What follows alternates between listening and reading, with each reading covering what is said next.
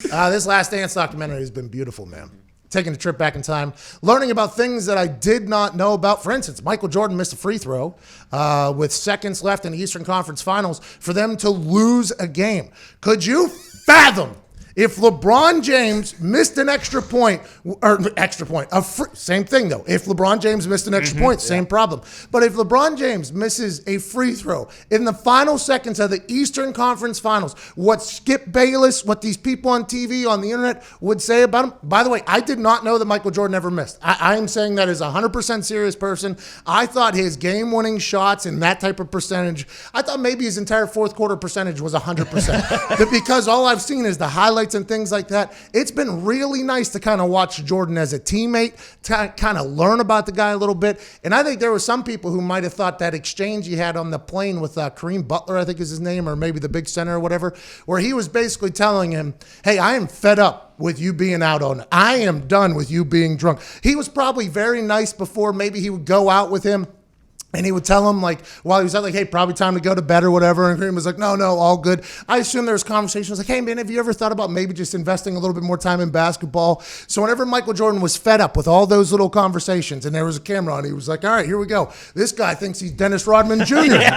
Oh, my mom's going to see us. Oh, well, mom and dad, here's a little thing. Your kid's an alcoholic. He was trying his best to tell that guy. And by the way, a lot of people think he was being rude. I think that was a great display of leadership. Now, granted, he got buried in that particular setting. He was probably embarrassed in front of a lot of people. But if from that point somehow Kareem Butler becomes a much better player, is his name Kareem Butler? No. Something Butler. Yeah, nobody even knows who he is. It doesn't matter. Maybe if that guy stopped doing everything that Jordan was saying, he would have been a better player. For me, I had to get publicly embarrassed and to kind of turn my life around and become a much better ball player. I would assume Jordan was trying to do the same thing, even though his way was, talking immaculate amounts of grumpy right to his face on camera. Shout out to his parents seeing that video for the first time. I hope they're around. I hope they got a chance to see it. Just know that your kid was worried about how you're going to feel about it way back in the day. Dennis Rodman. There is a man that I got a chance to watch. I think it was the Bad Boys 30 for 30 or something like that. Was that it? Yeah. Where they were talking about how he went to that school and then he was friends with like a teenage kid, and it was like kind of learning a little bit more about Dennis Rodman's story. How he was homeless for a couple of years. He said he would just go to the gym, go home, watch his friends sell drugs, go back to the gym, and then somebody was like, "Hey, you want to come play with us?" Yeah, I'll come play with you, whatever. And he just picked up basketball basically at a local gym, and then he became this absolute physical specimen worm. And then listening to him, by the way, break down how he was such a good rebounder, although they kind of mocked it because they kept going back and he'd clean and do that thing, then you really start to learn that, yes, Dennis Rodman the Worm was this outrageous character and did all these incredibly weird things, like go to Vegas for 80 hours in the middle of a 6 championship run because he was tired and needed it, which, by the way, hilarious. And the fact that Phil Jackson and Jordan were like, yeah, go ahead, do what you got to do. Imagine if one of LeBron's teammates went to Vegas in the middle of the season, what people would say about LeBron being a bad teammate. This guy needed to go on vacation to get away from LeBron in the middle of the season to come back. But instead, Jordan and Phil Jackson were like, all right, I mean, this is not going to work out well, Jordan said, but you can go and do this. And he had to go get him out of there, and Carmen Electra hit in the side of everything like that. But Dennis Rodman, what he was telling the video camera, I think at that point, was a lot of people thought I was an idiot. I want to let you know, it wasn't just luck that I was getting these rebounds. I think Rodman wanted to put a little respect on my name and my game, by the way. So you guys think that I just outwork people? No, how about studying film on the way guys shoot so I know a rebound is probably going to bounce this way? If you ever watch film of me shooting, my miss is straight back just a little bit deep. So my rebound is always going to come straight back out. I would assume, not that I ever would be, but if me and Dennis Rodman were playing in LA Fitness and he saw me shoot 2 times, he'd be like, okay, this Caucasian kid that's built like a spark plug, every time he misses, it bounces the same exact way. As soon as he starts shooting, I am going to roll over to this way. There was some genius inside of Dennis Rodman, and I think that was what he was trying to get across last night.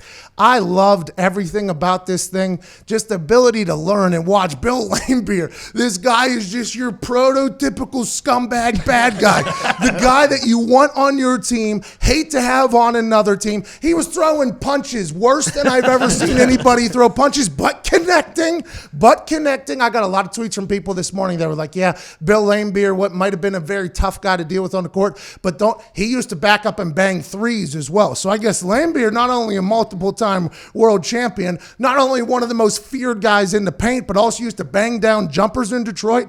I like the guy, but boy, I'm happy that I wasn't around whenever he was playing, and I'm happy that I wasn't 6'6" and could play in the NBA while he was on the. That team was awesome to watch. And I thought that the way Jordan handled getting his ass kicked, by the way, especially after you watch right now any sport, basically. You watch basketball, you watch soccer, you watch anything.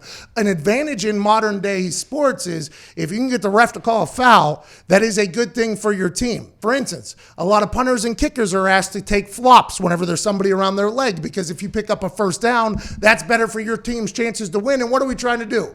We're trying to win. So whenever you see NBA players like flop and everything like that, they look so sorry and soft, but it's helping their team win. So it was nice seeing Jordan get his absolute ass kicked whenever he was at the pivotal point of the game. I mean, he was the superstar, but he was saying it, and just kind of tie his shoes and get back up. And then he was actually yelling at other people for reacting at all to it. I loved watching that.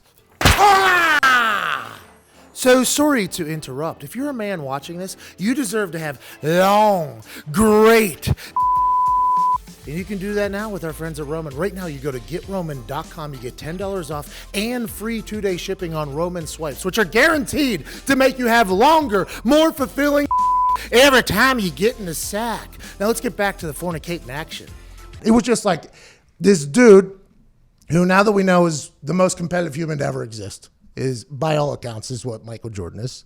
This dude who was at the pivotal point of superstardom in his career, and he was getting his ass kicked by tall whites underneath, and he just took it. I mean, not just tall, a tall white and a bunch of other people, but I respected that so much. And what I loved even more is he went from 200 pounds to 215 pounds because he was sick of getting his ass kicked. So it wasn't like he was just complaining and bitching and moaning. He said, I'm going to do something about it. Let me get to work here. I'm going to come back next year, and they're going to see a brand new me.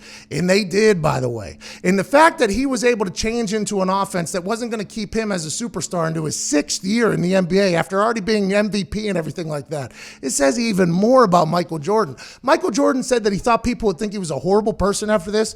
We're 4 in. And I have nothing but even more respect for Michael Jordan than I could have ever fathomed. The way he handled himself, his work ethic, his competitive drive, and the fact that he was a good leader in my eyes, I think. I was expecting much worse. I was hoping they were going to dive into the things where he wasn't tipping people and stuff like that. I thought that's what it was going to be. But instead, everything I've seen from him from a competitive standpoint has been awesome. And I cannot wait for episode 5 next week. And to your point, I loved it when... So, like, the Pistons knew, just like if you've ever played any sport or you've ever had a brother and you're trying to get under their skin, you know that if you get under their skin, they're done. So, like, when they were knocking the Bulls out and, like, they would complain and stuff like that, they knew they were done. But then, like, when Scotty got knocked down and he was bleeding or whatever and there was no emotion on his face, that's when they knew that the Bulls were going to overtake them. By the way, the guy's name is Scotty Burrell. Scotty Burrell. You were right there. No, I was not.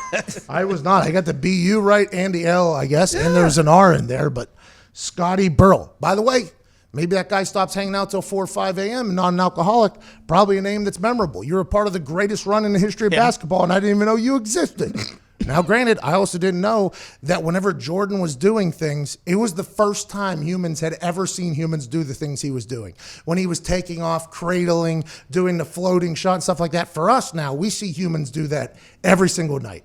So I couldn't even fathom the people seeing this guy come out of nowhere and do all this stuff that they've never seen before. I think that's all a part of the Michael Jordan. Is not only is he this and all these things I just said, he was a trailblazer and an entertainer too. Like, he embraced the fact that people are here to watch him. He was like, hey, I know these people are here to watch me. I'm going to do a double pump on this dunk for no reason at all other than the fact that somebody in the stands might be watching me for the first time. And I want them to know that it's an absolute show every time. I loved it.